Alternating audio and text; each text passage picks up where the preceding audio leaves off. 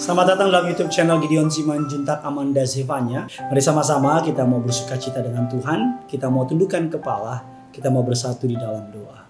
Bapak yang baik, Bapak yang kami kenal di dalam nama Tuhan Yesus, kami siapkan hati kami untuk sambut kebenaran firman Tuhan. Urapi hamba-Mu, lidah bibir perkataannya diurapi dari surga. Kata kalimat yang keluar, biar nama-Mu Tuhan saja yang dipermuliakan.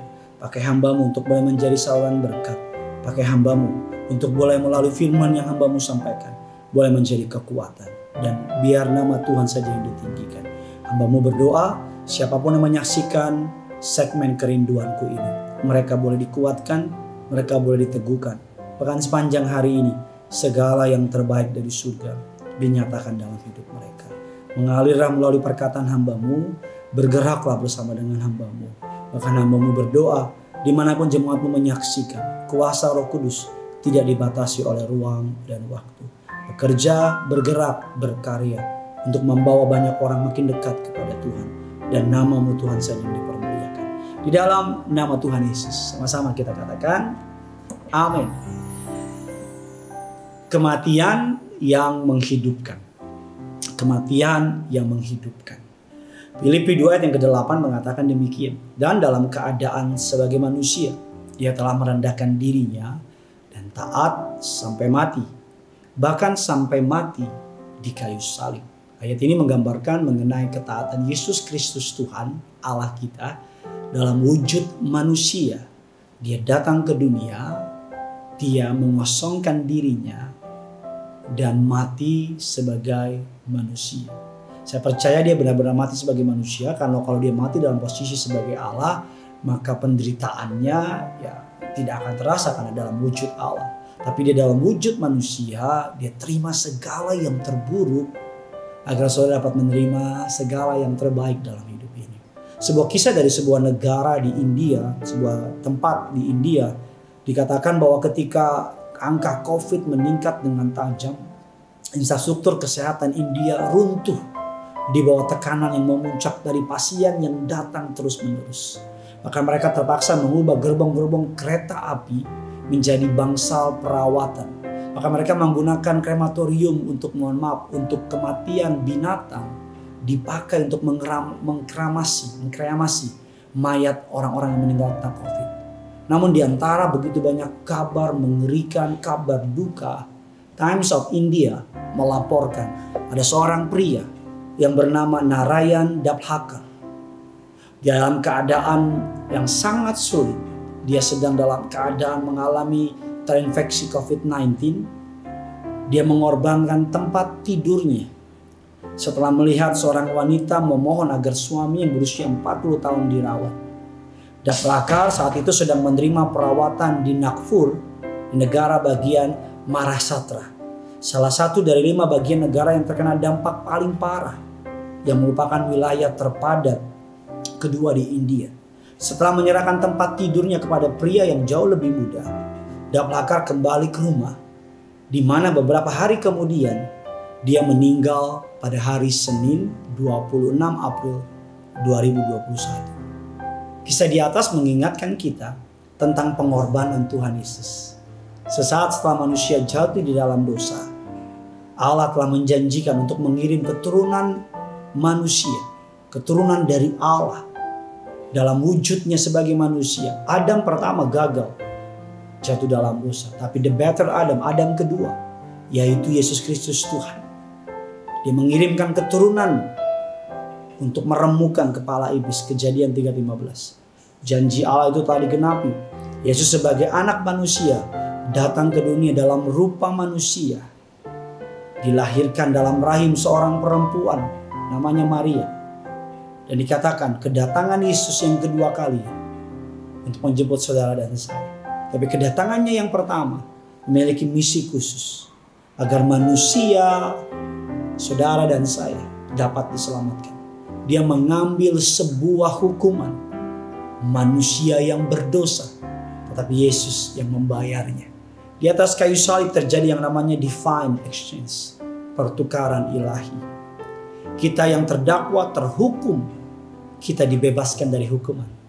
Bukan karena tidak ada yang dihukum, tetapi karena Yesus yang dihukum untuk menyelamatkan saudara dan saya. Kematian Yesus menghidupkan saudara dan saya. Kematian Narayan Dabhakar menghidupkan suami dari perempuan yang memohon tersebut. Ketika Tuhan memberikan saudara dan saya kesempatan untuk hidup pada hari ini, biar kehidupan kita dapat menjadi berkat bagi orang-orang banyak.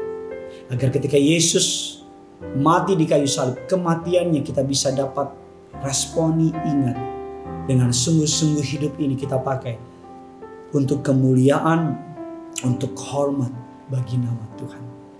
Kini kita terbebas dari hukuman maut hanya karena Yesus Kristus telah menggantikan kita di tempat kayu salib. Sehingga kuasa maut tidak lagi punya kuasa atas saudara dan saya. Mari, hidup ini cuma sekali, dan hidup saudara dan saya hidup karena Yesus telah membayarnya. Agar Yesus, Tuhan yang saudara dan saya sembah, Dia mati untuk saudara hidup. Agar hidup kita untuk Yesus. Doa saya, agar siapapun yang bertemu dengan saudara bisa merasakan Yesus. Siapapun yang berjumpa dengan saudara bisa menikmati Yesus. Siapapun yang mengenal saudara, mereka boleh memiliki sukacita. Saudara boleh menjadi agen-agennya Kristus, agen kabar baik, agen-agen sukacitanya Tuhan. Saya berdoa, Yesus mati di kayu salib agar kita hidup dalam hidup ini. Bukan sekedar hidup secara fisik, tapi benar-benar hidup, menikmati segala kebaikan Tuhan. Doa saya, agar firman Allah ini boleh menjadi kekuatan bagi saudara dan saya. Bagikan kabar baik ini kepada orang-orang sekitar saudara. Kematian yang menghidupkan. Kematian yang memberikan kita pengharapan. Sekalipun mungkin Paskah sudah lewat beberapa waktu yang lalu, tapi kita terus dapat mengingat bahwa Tuhan Yesus mati bagi dosa saudara dan saya, agar kita hidup bagi hormat kemuliaan nama Tuhan. Mari sama-sama kita mau datang sama Tuhan. Kita mau sembah Tuhan. Tak terbatas kuasa-Mu Tuhan, semua dapat Kau lakukan. Apa yang kelihatan mustahil bagiku, itu sangat mungkin bagimu. Di saat ku tak berdaya, kuasa-Mu yang sempurna.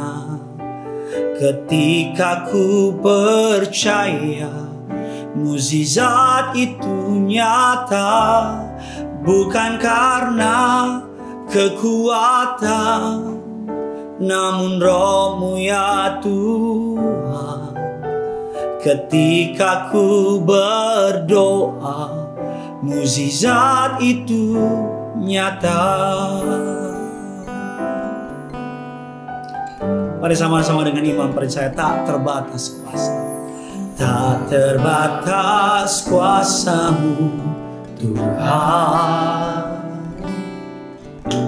semua dapat Kau lakukan.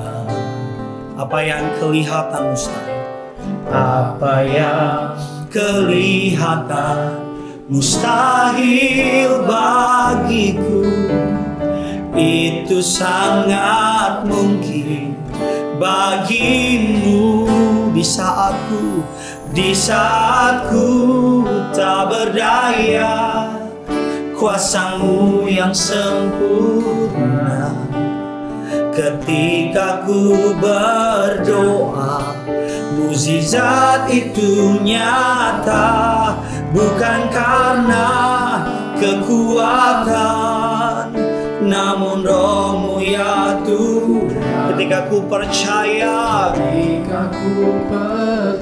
mukjizat itu. Mari sama-sama agar pagi hari ini kita mengalami terobosan. Di saat ku tak berdaya, kuasa-Mu yang sempurna. Ketika ku percaya, amin, ada mukjizat itu nyata, bukan karena